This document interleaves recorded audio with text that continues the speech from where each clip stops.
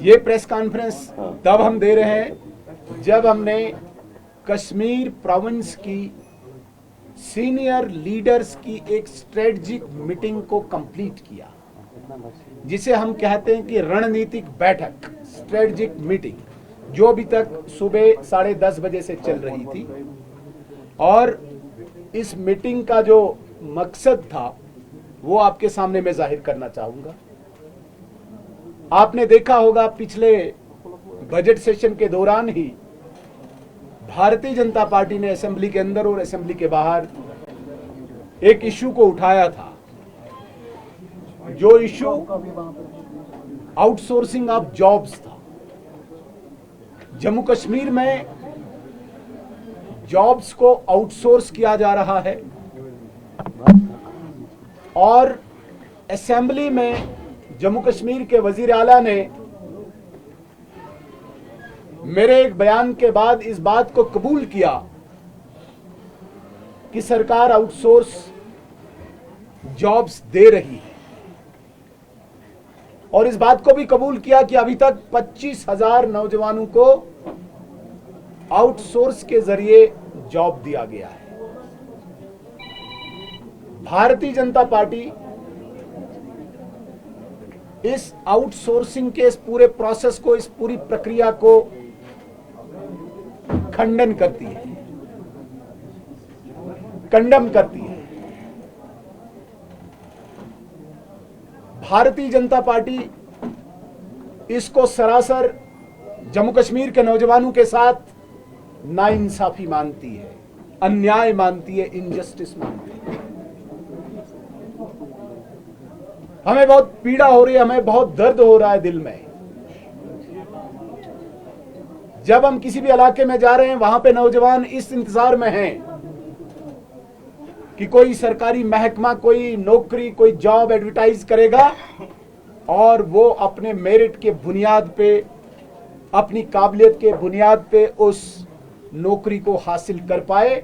ये तमन्ना हर जम्मू कश्मीर के उस नौजवान को है जिसने कॉलेजेस और यूनिवर्सिटीज में एक्सेल किया है पढ़ाई में, जिसके माँ बाप ने मजदूरी करके ख्वाब देखा है कि उसका बच्चा पढ़ लिख के उसके बुढ़ापे का सहारा बनेगा, बुढ़ापे में उसके लिए दवाई ला पाएगा। जिस बूढ़े माँ बाप ने मजदूरी करके एक ख्वाब देखा है कि उसका बच्चा पढ़ लिख के कोई नौकरी हासिल करेगा और अपने छोटे भाई की तालीम के लिए मदद करेगा। जिस बूढ़े माँ बाप ने गरीबी के दौरान, मजदूरी के दौरान अपने बच्चे के लिए ख्वाब देखा है कि घर में उसकी बहन जवान है, ये नौकरी हासिल करके जवान बहन की शादी में मदद करेगा परिवार की। आज वो गरीब माता पिता परेशान है। वो नौजवान जिसके साथ उसके बूढ़े माँ बाप ने सपने, ख्वाब संजोए थे, वो नौजवान आज डिप्रेशन में जा रहा है। और इस सब का कारण अगर कोई है, उसको मैं मानता हूं कि एक परिवार, जिस परिवार ने खून चूसा है जम्मू कश्मीर की जनता का, जम्मू कश्मीर के गरीबों का, वो परिवार अब्दुल्ला परिवार है। 3 पीढ़ियों से जिन्होंने नौजवानों पर गोलियां चलाई, जिन्होंने नौजवानों को जेलों में बंद किया और जिन्होंने नौजवानों को नौकरी से महरूम रखा, इस परिवार के खिलाफ पूरे जम्मू कश्मीर में क्रोध है, गुस्सा है, एंगर है। नौजवानों में बहुत ज्यादा एंगर है। आप देखिए, जब से ये सरकार बनी है, जिसे हम पॉपुलर गवर्नमेंट कहते हैं, पॉपुलर गवर्नमेंट बनने के बाद आप पौने 2 साल का अरसा देखिए मेरे साथियों, करप्शन उरूज पे है। चारों तरफ से इस वक्त भ्रष्टाचार ही भ्रष्टाचार है। इनके मिनिस्टर्स भ्रष्टाचार में लिप्त है। ट्रांसफर इंडस्ट्री खोल के रखी हुई है, सिर्फ किस लिए? पैसे ऐंठने के लिए। और ये करप्शन सिर्फ मिनिस्टर नहीं, ये इस परिवार के खजाने में चला जा रहा है। मैं आपको वसूख के साथ आज कहता हूं, इनका 1 पॉइंट प्रोग्राम है।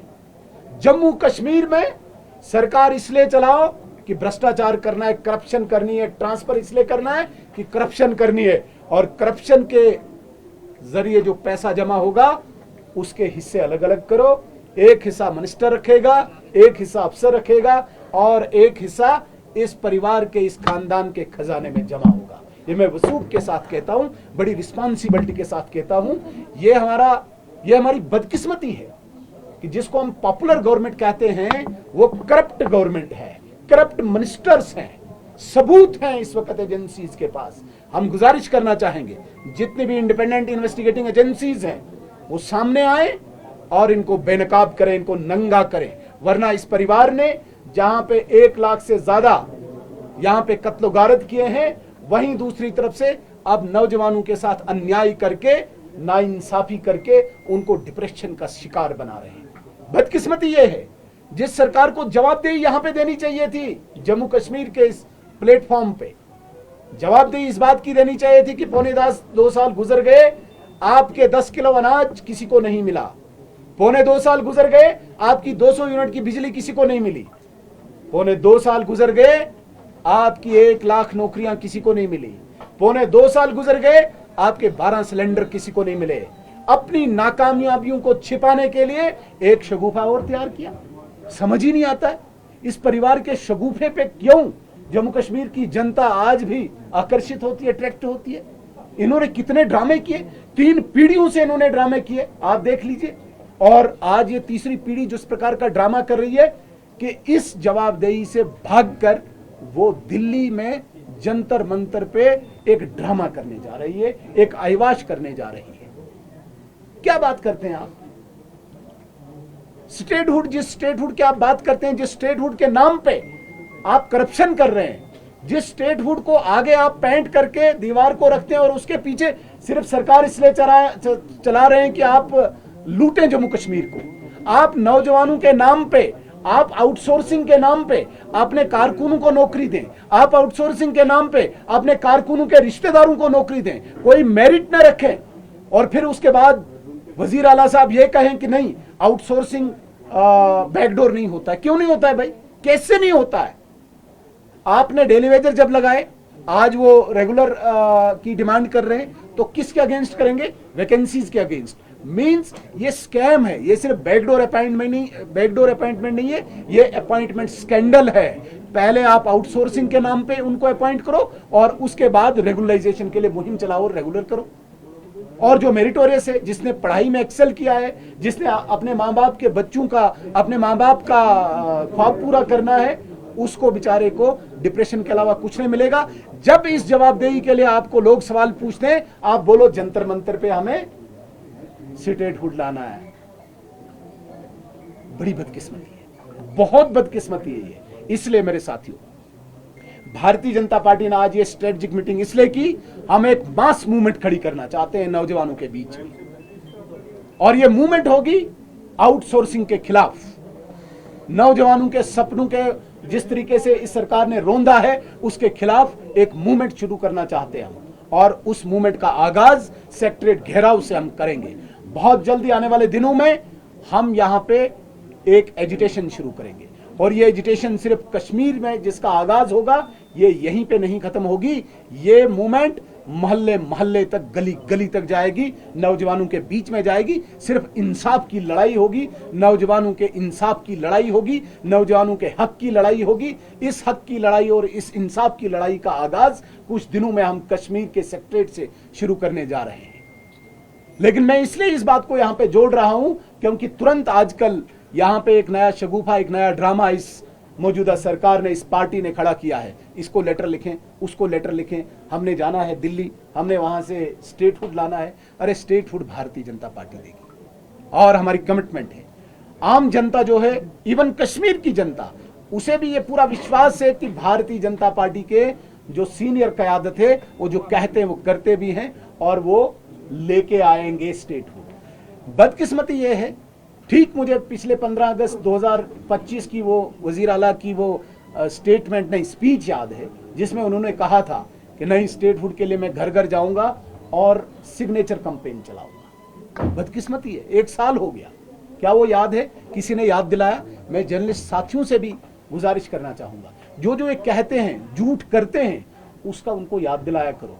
बहुत पुराना नहीं, इनके असेंबली के इलेक्शन के इस कैंपेन में इन्होंने कहा था कि मैं मीटर तोड़ दूंगा अगर कहीं पे मीटर लगा होगा। लेकिन उन्होंने क्या कहा कि मेरी आंटी के घर में मीटर लगा है, इसलिए सबके घर में मीटर लगना चाहिए। जो इनके घर में जो इनकी आंटी के घर में हो रहा है वही सबके घर में होना चाहिए। मैंने एक बार सवाल पूछा था, आपकी आंटी के घर में मर्सिडीज है, आप गरीब के घर में भी मर्सिडीज भेजो। आपकी आंटी के घर में 3 मंजिला मकान है और सब डेकोरेशन लग्जरी कंफर्ट्स हैं, आप जरा भेजो वहां पे भी। लिहाजा आपकी आंटी का कंपैरिजन आम गरीब की जनता के साथ नहीं कर सकते। और इसी तरीके से जो आपके कारकुन के रिश्तेदार आजकल जॉब हासिल कर रहे हैं और गरीब को आप रोंद रहे हैं और इस सब की जवाबदेही से आप भागना चाहते हैं, दिल्ली जंतर मंतर पे एक ड्रामा करना चाहते हैं, इससे अब जम्मू कश्मीर की जनता वाकिफ हो चुकी है। Bharatiya Janata party principal opposition party होने का दायित्व निभाएगी और नौजवानों के हक की लड़ाई, नौजवानों के जॉब की लड़ाई, जिसको आप आउटसोर्स कहते हैं, इसको हम अपॉइंटमेंट स्कैंडल कहेंगे, इसको हम अपॉइंटमेंट स्कैम कहेंगे। मैं तो चाहूंगा कि बड़ी सी बड़ी एजेंसी इसको इन्वेस्टिगेट करे और इनको बेनकाब करे, लेकिन जब तक इन्वेस्टिगेटिंग एजेंसी बाहर आती है, सामने आती है, तब तक भारतीय जनता पार्टी का फर्ज बनता है नीचे एक मोहल्ले से लेके सेक्रेटरीट तक हम ये लड़ाई लड़ेंगे। इसकी शुरुआत और इसका आगाज हम कश्मीर से करने जा रहे हैं। मैं दोबारा एक बार आपके चैनल के माध्यम से जरूर ये बात जम्मू कश्मीर की जनता तक पहुंचाना चाहता हूं।